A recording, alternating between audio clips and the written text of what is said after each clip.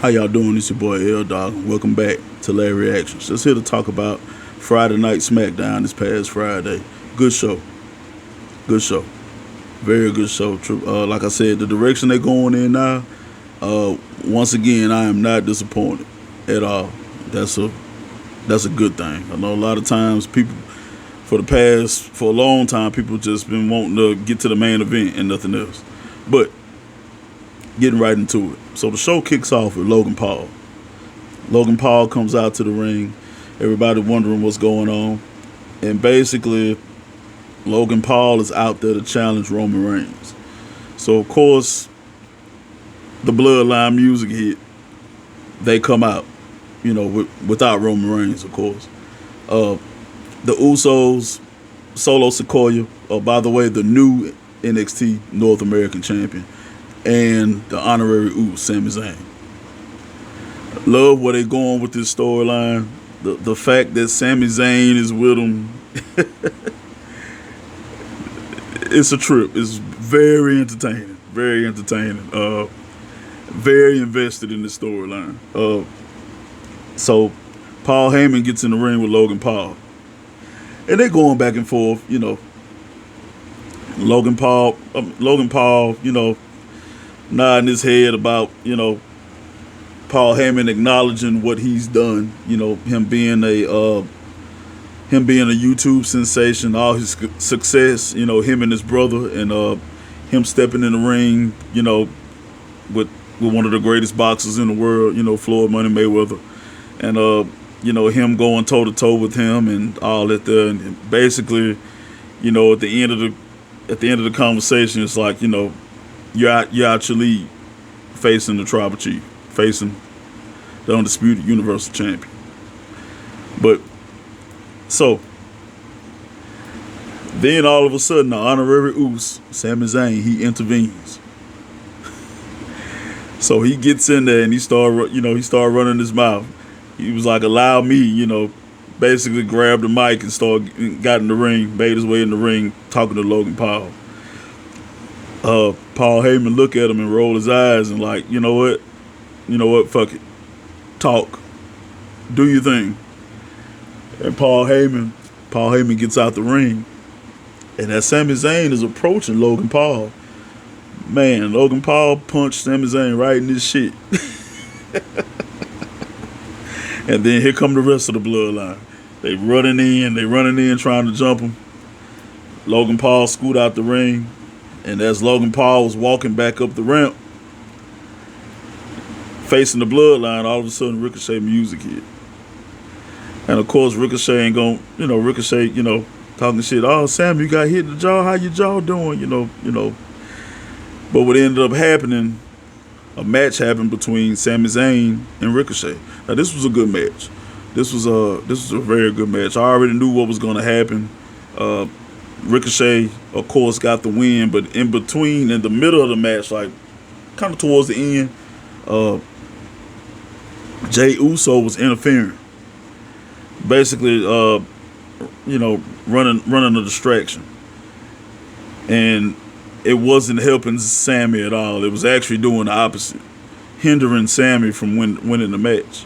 So Sammy slid out and got in Jay's face, and I was, the crowd started going, kind of crazy, like, "Oh, they're gonna fight or whatever," like that. Jimmy get over there and try to break it up, and then while they doing that, all of a sudden Ricochet do a, over the top rope somersault on them, landed it, and like I said, Ricochet ended up getting the win. Moving right along. So they did do a promo with Karrion Kross. Love the direction this is going. I think him and McIntyre gonna have a great rivalry. I really think they're gonna have some great matches to come. Glad they're giving Karrion Kross the push he deserves, especially with his work that he put in with NXT. I mean, when he got the call up the first time before he got laid off or let go. What they were trying to do to his character was bullshit, and I'm so happy that Triple H decided to bring him back and give him free creative control over his character. Uh, and the next thing that happened, the the Maxim the Maxim models with Mansoor, and I forgot the black guy name, but he used to be Mace in Retribution. But anyway, they came out there doing their little pose and shit or whatever like that. Then all of a sudden, Braun fucking Strowman, he come through there and burrow through them dudes like he Juggernaut, straight up. So he he gets in the ring.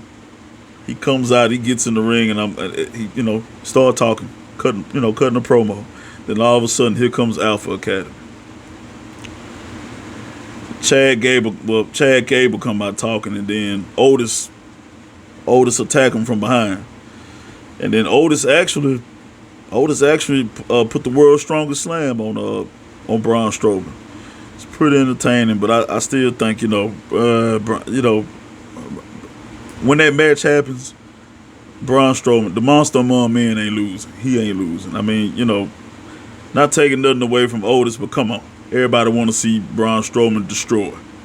That's his purpose, and I can't wait till he get back in the title picture, because that's gonna be a very, very nice match. Can't wait to see that. Damage Control. They also had a promo.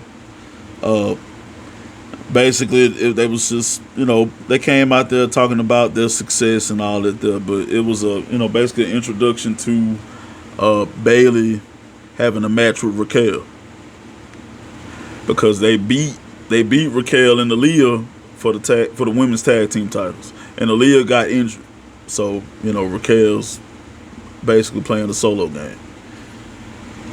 It was a good match. It was a good match, but I was,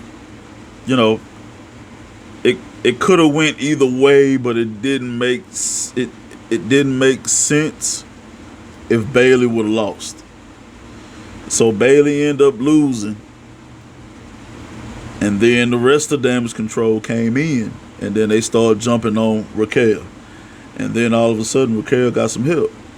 Shotzi, ain't seen her in a while. She made a return. Interested to see where this storyline go. I mean, she's another wrestler I didn't like how they played. They dumbed her down like a whole lot when she got called up to the main roster. The goal is to push the younger superstars and to put over the younger superstars, for the future. It's okay for your top talent to take a loss every now and again. But like I said, it's a lot of politics going on in the backstage of wrestling. That's all the time. I mean, look what happened with CM Punk this this past week. But anyway, that's another story. The next thing that happened, Ronda and Liv had a promo. They was doing like an interview thing in the back. It was okay. I mean, it was interesting. Basically, Liv challenging Ronda to an Extreme Rules match at Extreme Rules. I was like, wow, okay, all right. Honestly, I think this could go either way.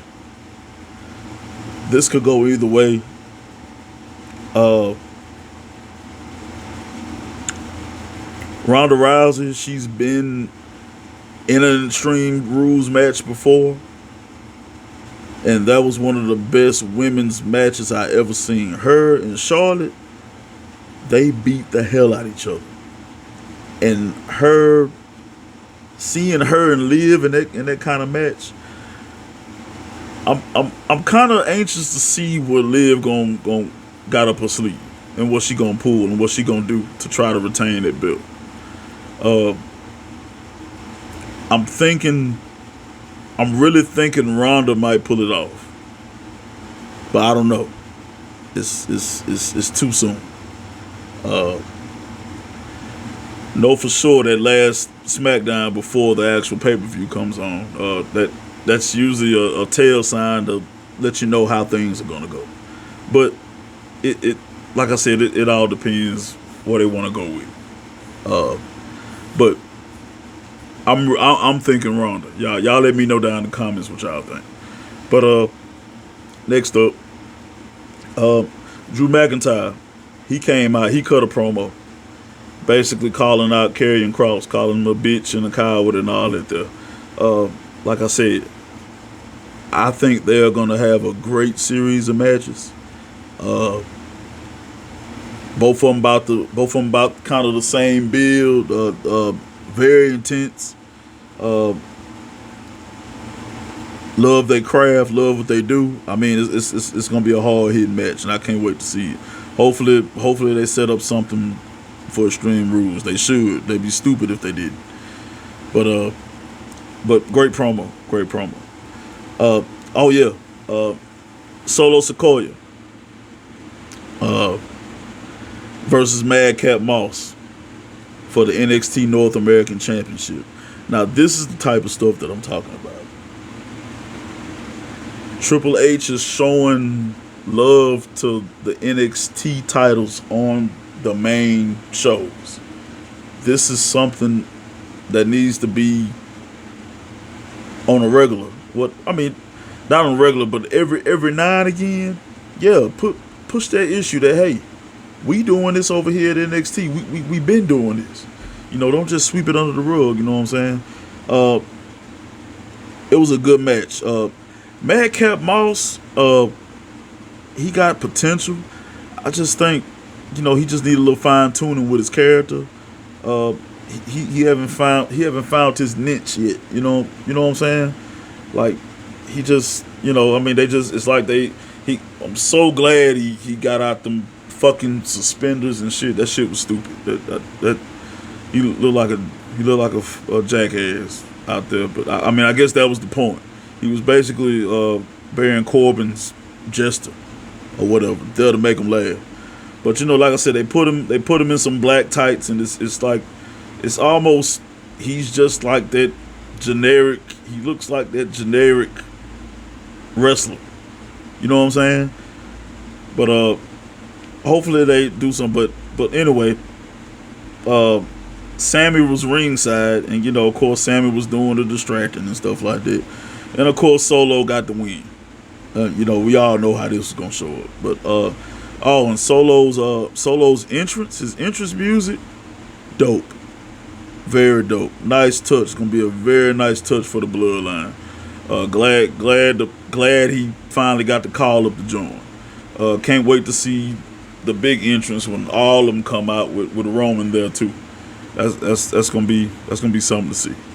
And now we get to the main event. Man, and like I said, Triple H, much respect. Thank you, sir. Thank you for showing these titles, all the belts, the love that they deserve. And not just praising the World Championship, even though, of course, that's the most important belt. But you show just as much love to the other titles as well, so they won't look mediocre. The main event was a fatal 4-way for the number 1 contender spot for the tag team championships. It was Hit Row versus Imperium versus New Day versus the Brawling Brutes. This match was insane. This is what a main event is all about. This is how you end a Raw or a SmackDown. This is how you do it. And when I tell you this match had you on the edge of your seat, it was springboard, drop kicks, finisher, cheap shots. It was everything. That's what the hell a main event is supposed to be. Real shit. The crowd was yelling, "Oh, this is awesome." That's a main event. And of course, there was a lot of speculation on who was gonna take it, and I guess I should have figured this out. The Brawling Brutes. they picked up the win. So now they're the number one contenders for the Usos Undisputed Tag Team Championships. This is going to be very good. Because we all know the Usos get down. And we know the Brawling Brutes, they beat ass. So I'm very anxious to see the interaction between these two teams. I think it's gonna be really good. It's gonna be very, very good, and I can't wait.